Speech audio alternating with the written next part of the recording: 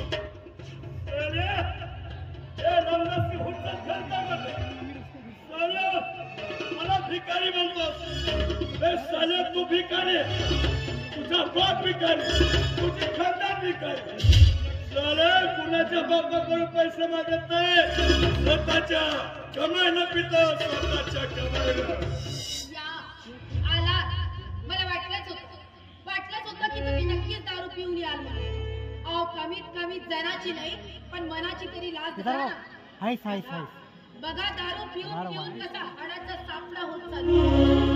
या वीरभर पोटाची भूक शमवण्यासाठी दिवसभर गाण्याच्या बैलाप्रमाणे राब राबता अंगाचा होळा करता, तरी देखील या वीरभर पोटाची भूक भागू शकत नाही.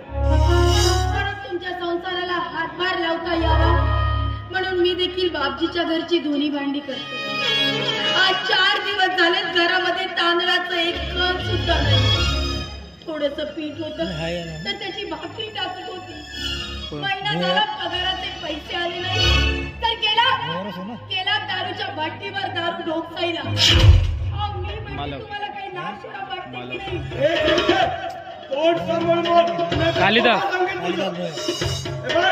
मी नवरा आहे तुझा नवरा, आणि नवरा हा बायकोसाठी परमेश्वर असतो. कोण म्हणतो की नवरा हा बायकोसाठी परमेश्वर असतो म्हणून?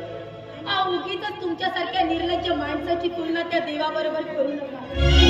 सांगा ना, बोला, काय मिळालं तुम्हाला या गावापासून? बोला. समाधान मिळतंय मला या दारूपासून. कसले समाधान? 2 घास अन्न मिळवण्यासाठी दिवसभर कमाली करायची, हे समाधान मिळतं तुम्हाला?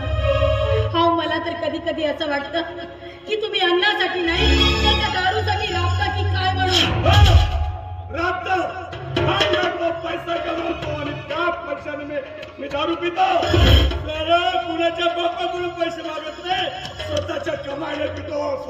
बरोबर आहे, स्वतःच्याच कमाईने पिता. कोणाकडनं 1 रुपया मागायची तुम्हाला गरज भासत नाही, पण मला मागावं लागतं. त्याचं का?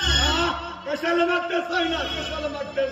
म्हणजे या तुमच्या संसाराचा गाडा हाकण्यासाठी. काय मिळालं तुम्हाला या दारूपासून? आजपर्यंत संसारामध्ये फक्त आपण दोघेच जण होतो, पण आता आपल्या घरी नवा पाहुणा येणार आहे. निदान त्याच्यासाठी तरी दारू सोडा.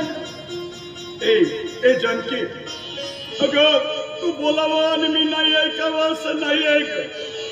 तुझी काही बोलतेस ना मला ते अगदी मनोमन पटतंय मला. पण हा दारूचा प्याला ना माझ्या पाठीमागे अगदी शनीसारखा लागलाय आणि दारू पिल्याशिवाय माझे हातच चालत नाही.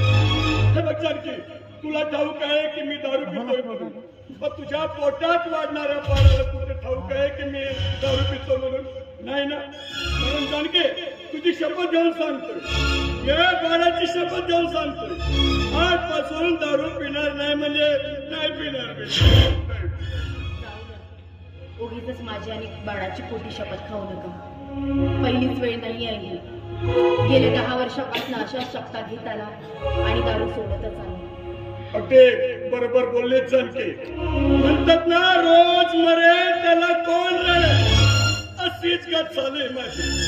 जानकी, आज तुला माझ्यावर विश्वास ठेवावाच लागेल.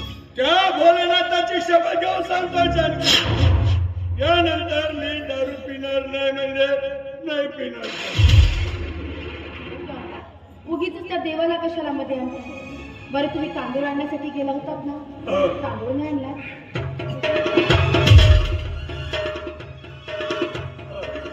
हो जानकी, मी तांदूळ आणायला गेलो, पण त्या दारूवाल्याची माझ्याकडे उधारी होती ना, त्यानं संपूर्ण पैसे माझ्या खिशातून काढून घेतले. जानकी, मला इतकं टेन्शन आलं की तो भेटला मग तो देवराव त्यानं किल्लू पाजला, घेतली थोडी दारू घेतली. पण यानंतर मी अशी चूक नाही करणार जानकी, नाही करणार अशी चूक. परत ही अशी चूक व्हायला देखील नाहीतर खापेमध्ये बाळाची जोडी घेऊन दारोदारी भीक मागण्याची वेळ येणो माझ्यावर. जानकी, हे बघ, अशी बोलू नको जानकी. अगं ही चिमुकली आहे ना, हे माझ्या चिमुकलीसाठी माझ्या हाडाची गिट्टी आणि रक्ताचा डांबर करून तिच्या उज्ज्वल भविष्याची सडक निर्माण करेल. उज्ज्वल भविष्याची सडक. जानकी, हे बघ, तिच्यासाठी आपण 10 वर्ष वाट पाहिली. इतके दिवस मी दारूच्या नशेत घातले ना, आता असं नाही होणार जानकी, नाही होणार. आणि महिला देखील नको. पण काय तुम्ही मगापासून चिमुकले काय लावून दिला? मला चिमुकली नको, मला चिमुकला हवाय. आपल्या वैशाचा दिवा, जो आपल्या घराण्याचं नाव उज्ज्वल करेल. वा माझे लाडाचे राणे, अगं मुलगा असो वा मुलगी, कशाला करतेस हे? आणि तू स्त्री असून स्त्रीचाच करतेस हे. आणि म्हणूनच तुझा वाटतो मला खेद. ए माझ्या लाडाची राणे, अगं मुलगा हा वंशाचा दिवा, मुलगी म्हणजे दोन्ही घरचा ठेवा. तू बघतच राहा, या रंगाच्या घरी येणार फक्त लेकच जन्माला येणार आणि ती माझी लेक असेल लाखात एक लाडाची लेक, लाखात एक लाडाची लेक. पण आज तुम्हाला झालं तरी काय म्हणते? काय म्हणाले? तुम्हाला झालं तरी अच्छा झालं तरी काय म्हणून विचारतेस नाही काय? जानकी, तुझी जी सवत आहे ना, त्या जाड्यातून आजपासून मी मुक्त झालं म्हणून समजायचं. हे तुझे सवत. तुला नेहमीच म्हणायचो ना की मी तुला सोडेन, पण या दारूला सोडणार नाही. आजपासून या दारू पासून मी मुक्त झालेच म्हणून समजायचं. तिला कायमची सोड चिठ्ठी दिलेच. यानंतर मी दारू पिणार नाही. खरंच खूप समाधान वाटत आहे म्हणाला. आज तुम्ही जो दारू सोडण्याचा निर्णय घेतला. परमेश्वरा, आज माझ्या नवऱ्याने दारू सोडली. माझ्या घरामध्ये नवा पाहुणा म्हणा किंवा पाहुणी जन्माला येणार आहे. खूप आनंद वाटत आहे. असंच समाधान या माझ्या झोपडीमध्ये सदैव नांदू दे बाबा. आज माझ्या या झोपडीमध्ये कसं दैवात खाल्ल्यासारखं वाटते.